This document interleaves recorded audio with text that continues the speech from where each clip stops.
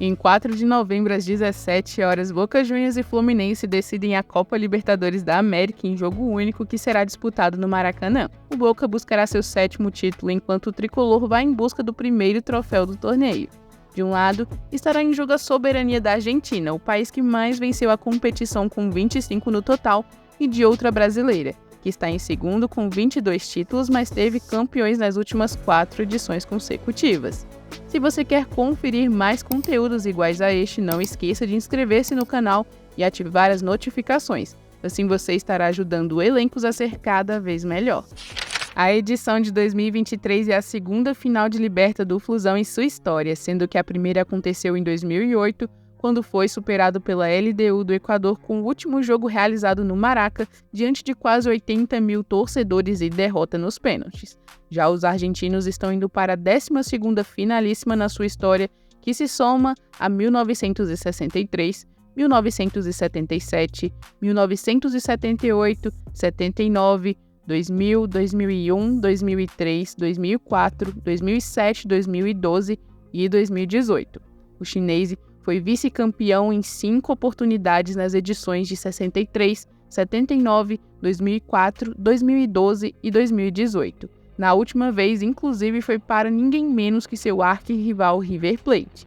Os times empataram em 2-2 em La Bombonera, mas na volta, que foi realizada no estádio Santiago Bernabéu, na Espanha, motivada por uma confusão entre torcedores no Monumental de Núñez, os milionários venceram por 3-1 na prorrogação e foram campeões, frustrando os planos do Azul e Ouro. Entre as decisões, o Boca enfrentou brasileiros em 6 oportunidades, com saldo positivo para os argentinos com 4 triunfos e 2 reveses. A primeira vez foi em 1963 contra o Santos, que tinha do seu lado ninguém menos que o Rei Pelé.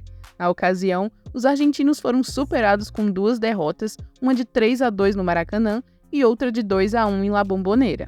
Posteriormente, a equipe argentina reencontrou um Brazuca na edição de 1977, quando superou o Cruzeiro, que havia sido campeão na edição passada em 1976. Os chineses venceram por 1-0 em La Bombonera, mas perderam pelo mesmo placar no estádio do Mineirão. Na época, essa igualdade no resultado forçava um jogo extra de desempate que aconteceu em campo neutro, no estádio Centenário, em Montevidéu, no Uruguai. O confronto terminou empatado sem gols, com a bola rolando, o que forçou as penalidades, e o triunfo foi argentino por 5-4. O próximo encontro aconteceu somente muitos anos depois, em 2000, quando Boca Juniors encarou o Palmeiras, que, assim como a Raposa, havia sido campeão na edição anterior, em 99. No jogo de ida em La Bombonera, os times empataram em 2-2 e a igualdade voltou a acontecer no Parque Antártica, agora em 0-0, o que levou a decisão para as penalidades. Repetindo 77, o azul e dourado levou a melhor nas cobranças por 4-2 e foi campeão. Pouco tempo depois, os argentinos reencontraram o Santos na edição de 2003 e tiveram sua revanche de 63. Agora sem Pelé, mas com Diego, Renato, Ricardo Oliveira e companhia, o Peixe buscava seu tricampeonato, mas parou diante de um timaço que tinha como destaque Guilherme Schelotto e Carlitos Tevez. Os chineses foram campeões com certa facilidade, vencendo tanto na ida em La Bombonera por 2-0, quanto no estádio do Morumbi por 3-1.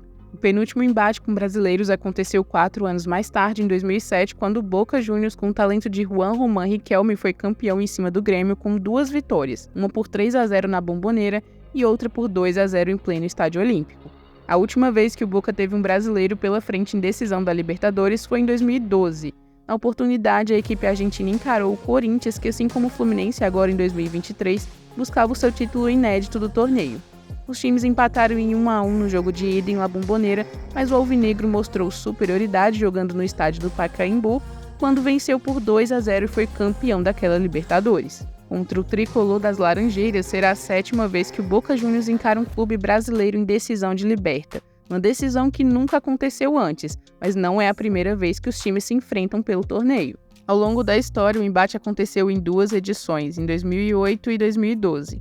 A primeira foi emblemática para o Flusão pela semifinal de 2008. A equipe brasileira conseguiu um empate em 2-2 na Argentina e venceu por 3-1 no Maracanã, garantindo assim a vaga inédita na decisão. Com o detalhe de que naquela época o Azul e Ouro era o atual campeão do torneio e tinha craques como Riquelme, Rodrigo Palácio e Martim Palermo. Por sua vez, o time de guerreiros tinha grandes jogadores também, caso, por exemplo, de Thiago Neves, Dario Conca, Washington e Dodô. O reencontro na Liberta aconteceu 4 anos depois, em 2012. Primeiramente, os times foram do mesmo grupo na chave 4, o equilíbrio ficou marcado com uma vitória para cada lado, com triunfo do Fluminense em plena La Bombonera por 2-1 e vitória do Boca por 2-0 no Newton Santos. Na disputa dentro do grupo, os brasileiros levaram a melhor com a liderança, somando 15 pontos, enquanto os argentinos avançaram em segundo com 13. Os times se enfrentaram novamente nas quartas de final daquela edição, com triunfo do chinês na Argentina e empate no Brasil. Portanto, são 6 confrontos entre os cariocas e os hermanos na Libertadores, com 2 vitórias do Fluminense, 2 do Boca Juniors e 2 empates, além de uma classificação para cada lado. Quando dizem que camisa pesa, isso com certeza pode ser aplicado ao caso do Boca.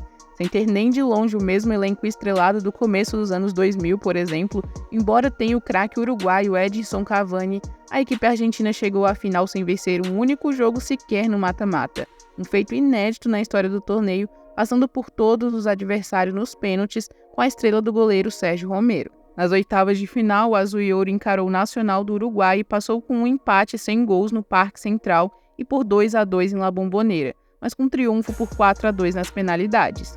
Nas quartas de final, o adversário foi seu compatriota Racing e os 2 confrontos terminaram no 0-0, com 4-1 para os chineses nos pênaltis. Na semifinal, contra o Palmeiras, o 0-0 reinou na Argentina.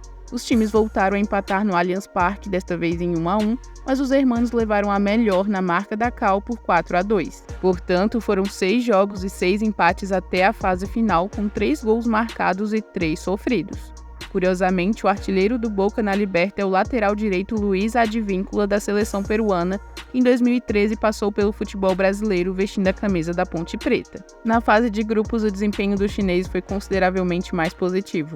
A equipe argentina liderou a chave F com 13 pontos conquistados, em 4 vitórias, 1 empate e 1 derrota, com aproveitamento de 72%. Ao todo, foram 9 gols marcados e 2 sofridos em 6 partidas. O grupo ainda tinha Deportivo Pereira da Colômbia, que se classificou em segundo com 8 pontos, além de Colo-Colo do Chile e Monagas da Venezuela, que com 6 e 5 pontos respectivamente foram eliminados. Após a classificação sobre o Palmeiras, o goleiro Sérgio Romero, destaque do Boca Juniors no mata-mata, projetou a decisão. A torcida, digo que confie como nós fazemos. Vamos dar tudo e nos falta um passo mais. Sentimos a energia positiva das pessoas, sua vontade de ganhar a 7ª. Vamos atingir o objetivo. No Rio, metade do estádio será nosso, disse o arqueiro. Essa será a 5ª edição consecutiva que a finalíssima da Libertadores acontece em jogo único em palco definido antecipadamente. Desde a mudança em 2019, todas as decisões foram vencidas por brasileiros, um dado animador para o Fluminense. A alteração do formato tradicional de ida e de volta é inspirado no modelo da Liga dos Campeões da Europa, competição que teve como inspiração o torneio sul-americano de 1948, precursor da Liberta, que teve uma única edição vencida pelo Vasco da Gama.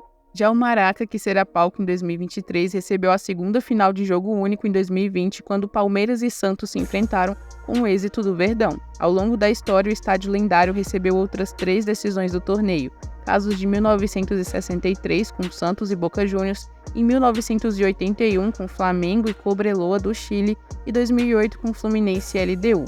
Portanto, será a 5ª vez que o Maracanã sediará uma finalíssima de Libertadores. Se você gostou do conteúdo, não se esqueça de curtir, comentar e compartilhar com seus amigos para que o Elencos possa alcançar cada dia mais pessoas com o melhor sobre história e atualidades do futebol. Até a próxima!